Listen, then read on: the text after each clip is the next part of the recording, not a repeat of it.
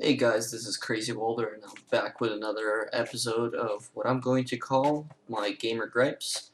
And this is because I'm kind of switching some tactics up for videos that I'll be doing, and I figured this would be a really fun one to explore. So here we go. This is Metal Gear Solid 5, and we're going to go over some of the gripes that I have with the game so far. So as you can see, there's this really nice shiny truck in front of me right here. Now, this is all great and fun, and it's nice to be able to use this to get around the map.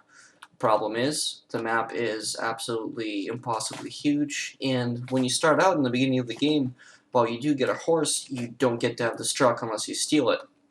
Now, this is all fine and dandy, but you want to be able to get around the map really quickly, and with the hundreds of side ops that this game has, you really kind of can't until you get further on in the game. And the only way you'll be able to do that later is by basically going into the menus and selecting what vehicle you want to have drop down. Unfortunately, when you end up doing something like this, you don't get this vehicles option until about, I want to say like 30 hours into the game, which is just absolutely ridiculous because the map is insanely huge. Now, something else that you want to really... Now, here's another fun fact for you guys. There's a lot of rocks in this game, and as a result, you can traverse over a lot of these mountain terrains. Now, rocks like this you can climb fairly easily, and it's not really a huge deal. And as we've seen from the prologue of the game, Snake can climb some pretty ridiculous surfaces as well as cracks. The problem is, rocks like this, where you can simply come up to them, and Snake will do absolutely nothing to be able to climb them. Now, while I can get up this, all of a sudden I'm sliding down this rock, which I'm thinking to myself, and Snake is really bendy feet right here for whatever reason, but I'm thinking to myself, if Snake can scale some ridiculous walls, why the heck is it that I can't press E to climb over this simple rock and be able to just get up right here? Now, of course, Kojima did get around this by getting a horse to the player, and generally you can walk around certain rocks and climb others, but most of the time what you actually end up having to do is just simply headbutt the rocks that you can't climb. Take, like, this rock, for example. I can't climb this rock, so what do I have to do? I have to dive onto it. Now, that's perfectly fine and great, but what if I want to climb that rock? I can't climb this rock, and I'm just going to end up going at it. You're going to get it this time, rock. I'm going to freaking dive right into you. And now we come to yet another gripe here, which is that after about a couple of hours of grinding and capturing all kinds of different outposts, you can come across, a bunch of soldiers lying around. Now, why are they lying around? Well, in order to actually get information about my surroundings, I basically have to kick them and interrogate them because there's simply no other option. Now, that's completely fine. However, you would really think that there'd be a way to actually do this much quicker than having to hold an enemy up, ask them where there's supposed to be stuff around here, and then repeat the same thing for the next, sometimes, 10 soldiers in the entire map.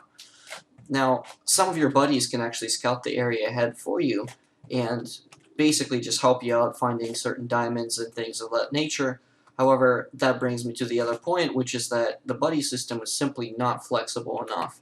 Now, while you can have somebody like Quiet be there to help you out, if you want to have D-Dog or D-Horse help you on your mission, you simply can't do it, which just absolutely limits your tactical options in this game. And now I understand that before, Metal Gear didn't have this option, so the buddy system was a fairly novel way of attaining, basically a different level of stealth.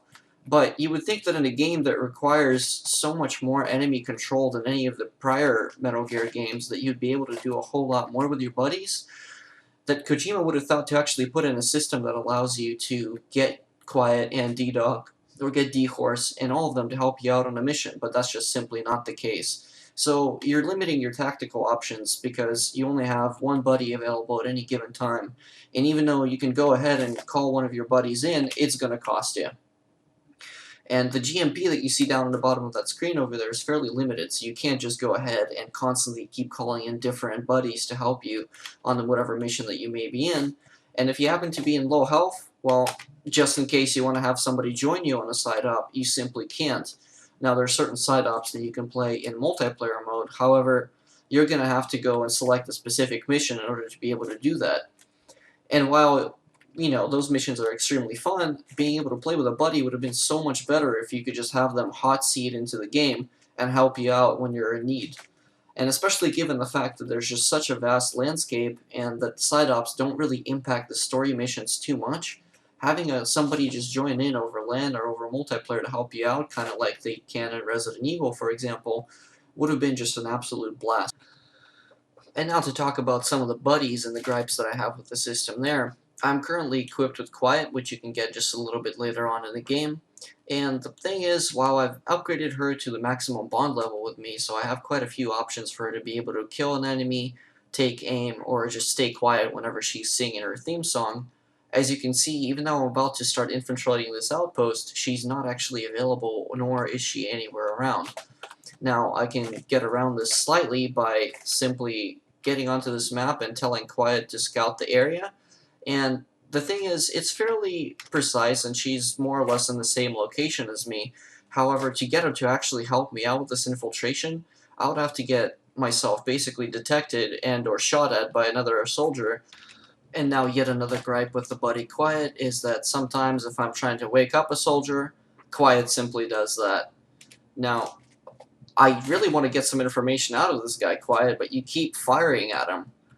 Now, of course, I can tell Quiet to seize cover, and then do the same thing, but if she's covering me and she knows I'm close to an enemy, shouldn't she be able to do much better than this? And now for the water. Of course, as you can see, there are water effects in this game. It's pretty obvious, but they're not nearly as pronounced as they used to be in Metal Gear Solid 4. So, given that this game is so advanced, what gives, Kojima? Because now, not only can you not shoot the water and have the same style effects that we used to have before, but not only that, it looks terrible. The water doesn't look nearly as good as it did. So what is such a big deal with the vehicle handling in this game? Well, the biggest problem is that despite the fact that they got the horse handling extremely right, I mean it is practically better than Red Dead Redemption, and it's better than Skyrim and basically any other horse handling that I've seen in most games before.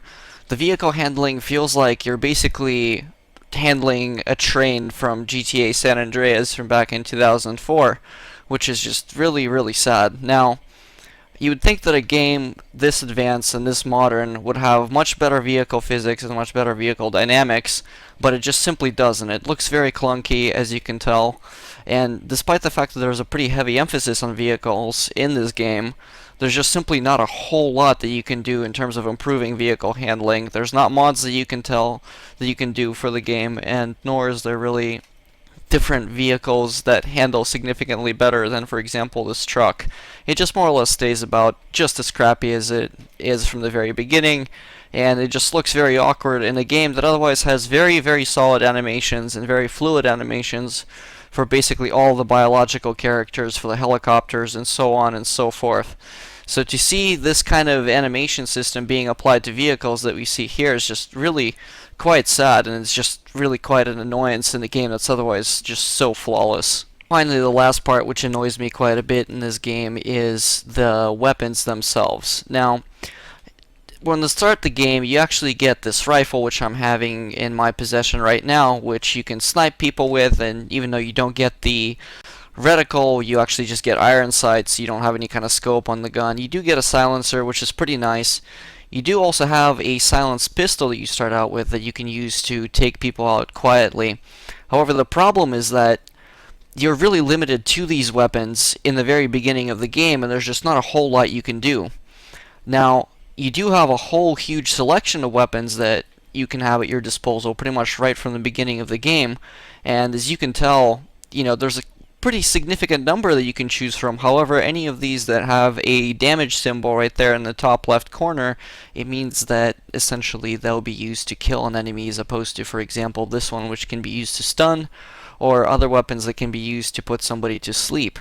So given this large selection and the game's focus on stealth, it's really surprising that you really can't have a whole lot of weapons to play to the stealth gameplay style.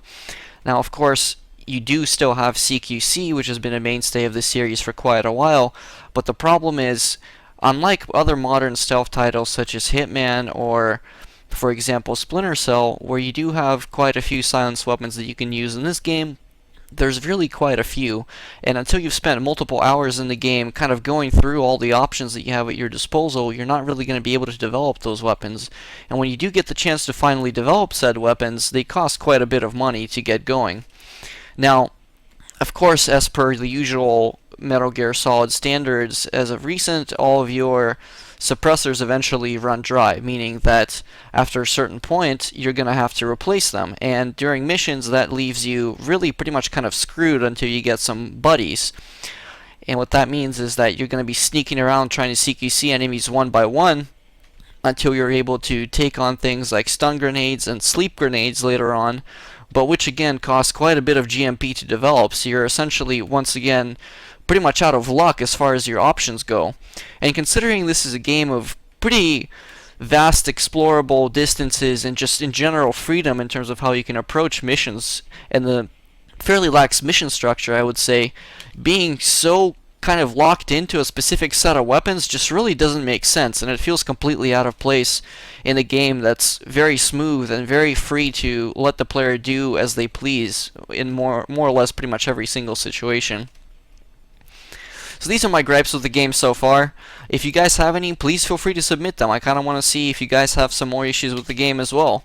Now, I'm not saying that this game sucks by any means. Please don't take it as that. I've mentioned it earlier, but again, I just want to reiterate that I've spent many hours in this game, and it is an absolute blast to play, but there are certainly still flaws which definitely detract from the overall experience. And I think it's worthwhile mentioning that because if you're going to consider buying something like this and currently dropping down something in the neighborhood of $60, it might be worthwhile to know that as far as stealth action games go, if you're a particularly stealthy person, there's not a whole lot of options for you to really approach the game there, unless the only approach that you're taking is a completely non-lethal approach in this particular game. So thanks for watching, guys, and I'll see you in my next one.